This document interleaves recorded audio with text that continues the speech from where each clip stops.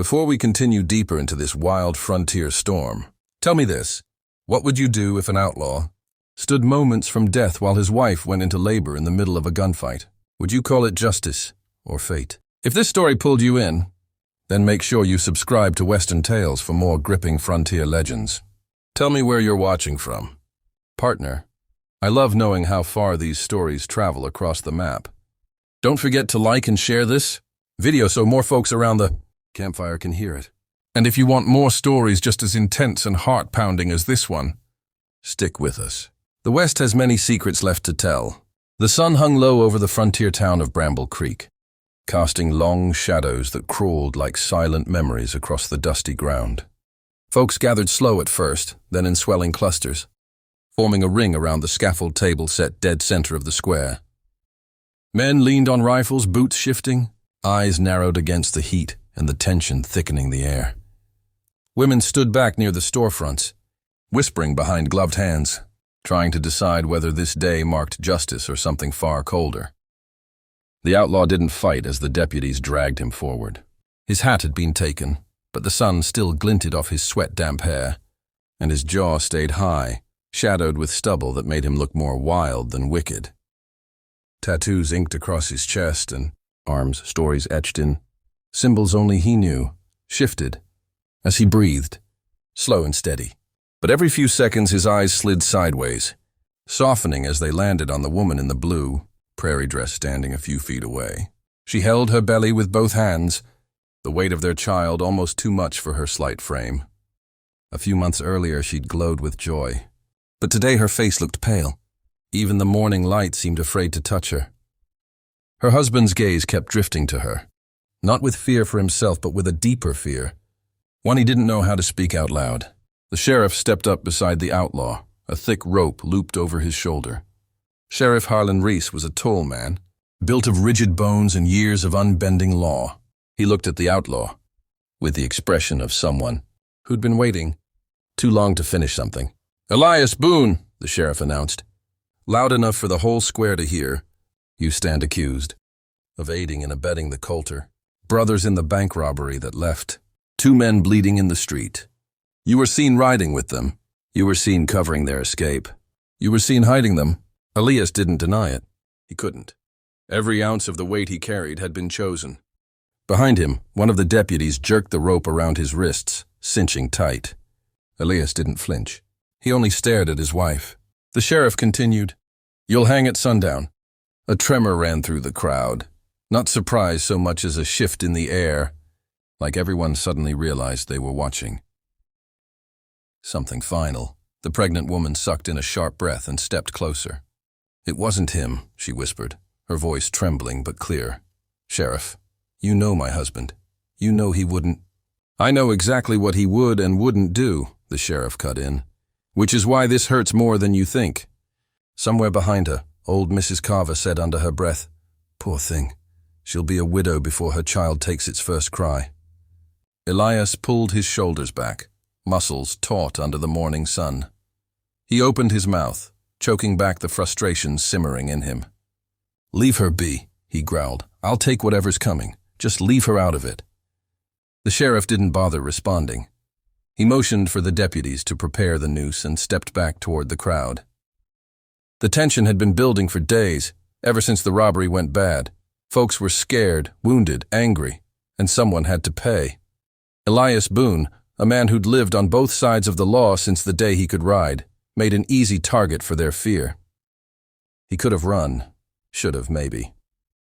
But when he'd realized the Coulter brothers had holed up in his barn, after his own wife unknowingly let them sleep off a cold night by offering water and shelter, he'd understood one thing. If he turned them in, they'd point straight at her. And if the town decided she'd help them, even by accident, she'd never be safe. His wife would be branded a criminal's accomplice. Their child would enter the world already marked. He couldn't let that happen, not even for the price of his own life. Yet as he watched her standing there, her breathing shallow, her fingers trembling against her stomach, he wondered if he'd made a mistake. She looked close, not just tired, but close to something breaking. Elias shifted forward, trying to reach her, but the deputies shoved him back against the execution table. "Easy, outlaw," one of them muttered. "You'll get your chance to speak before sundown. Don't make us gag you." "It's my wife," Elias snapped. "She ain't well." But no one listened.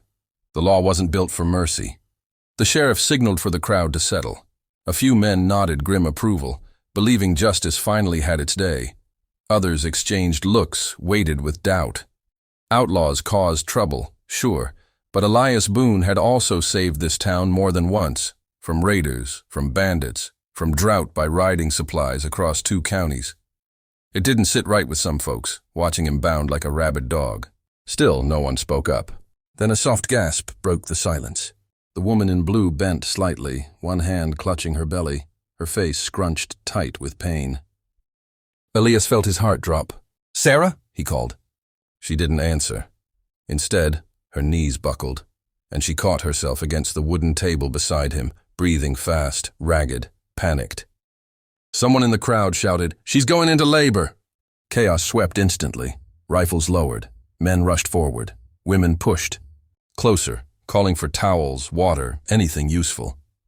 The sheriff spun around, eyes wide for the first time that morning. Sarah Boone's breath came sharp and desperate, sweat breaking across her brow as she tried to steady herself. Elias could only watch, helpless, the rope cutting into his wrists as he strained toward her. But in that swirl of panic, a voice rose above the commotion, cold, steady, familiar. "I reckon we got bigger problems than a woman birthing her babe." Every head turned. 3 men stood at the edge of the square, dusty, armed, and far too calm. The Coulter brothers. The real criminals had come back. And suddenly, everything the town thought it knew began to crack apart. The sheriff's hand shot to his holster, but he froze when he saw the guns already leveled at him. The Coulter brothers stepped forward like they owned the ground itself, cruel grins stretching across dust-caked faces. Their boots stirred small spirals of dust with every slow step. Jeb Coulter, the eldest, with a scar that carved across his cheek like a lightning bolt, eyed the trembling crowd with sick satisfaction.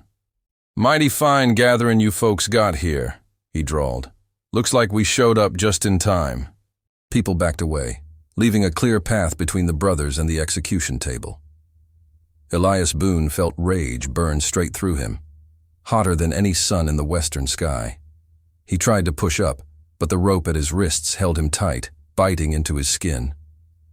"You filthy bastards," he snarled. "You stay away from my wife." Jeb only chuckled, tapping the barrel of his revolver against his own hat brim. Now, Boone. You kept your mouth shut real nice.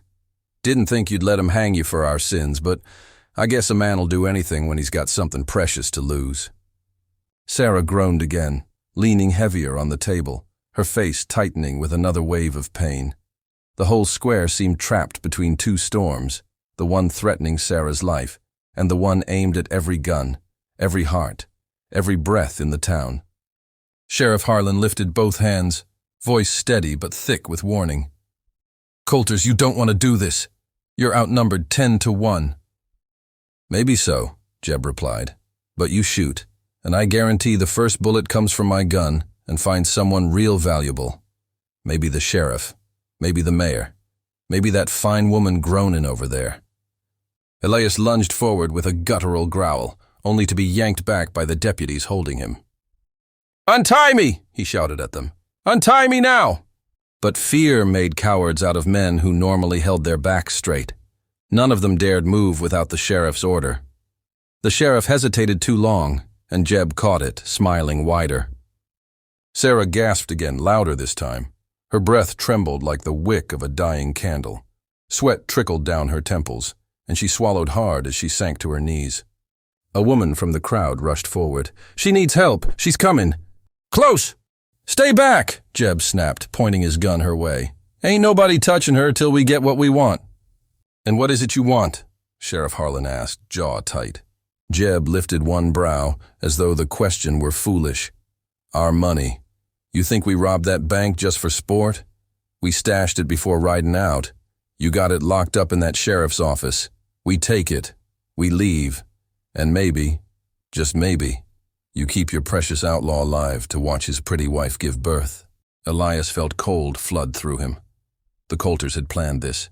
Every piece. They'd used him. And now they were circling like wolves around the woman he loved more than his own breath. Sarah's voice trembled as she whispered, "Elias, I can't hold it." Her husband's heart hammered so hard he thought the world must hear it. "Just breathe, sweetheart," he whispered, though the words quivered out of him. "I'm here. I ain't going nowhere." Jeb sneered. "Touching, but this little reunion's making me sentimental." He pivoted, pointing his gun toward Elias's chest. "Maybe I'll put you down now, save the hangman the trouble." Before the trigger could be pulled, a shout cracked through the air. "Enough!" It came from Jedediah Carver, the oldest rancher in town, a man known more for tending cattle than raising his voice. But right now, he stood with both hands wrapped around the barrel of his rifle, eyes blazing with a fire no outlaw could cheapen. "You boys step 1 inch closer to that woman," he growled, "and it'll be the last step you ever take."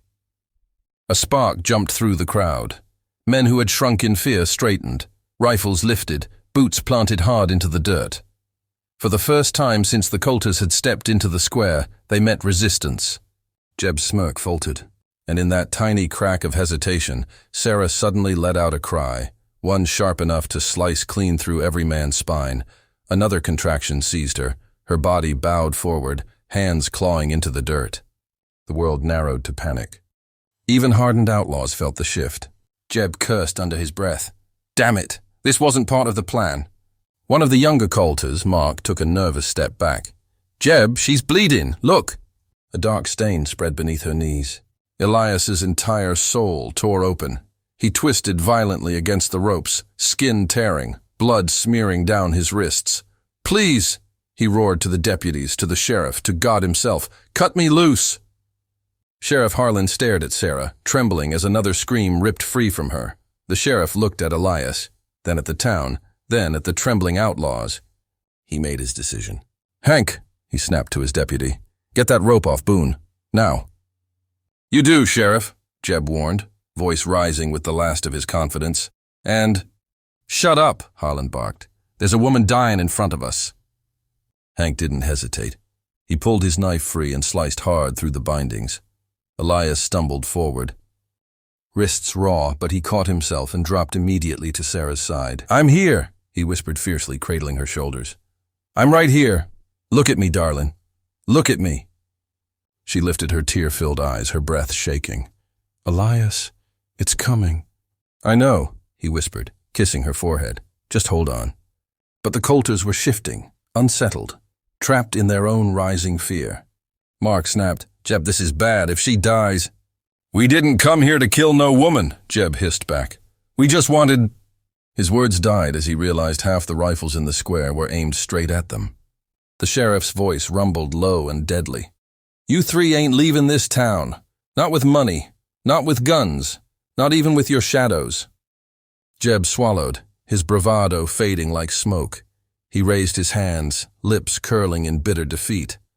"All right," he muttered. "All right, we surrender."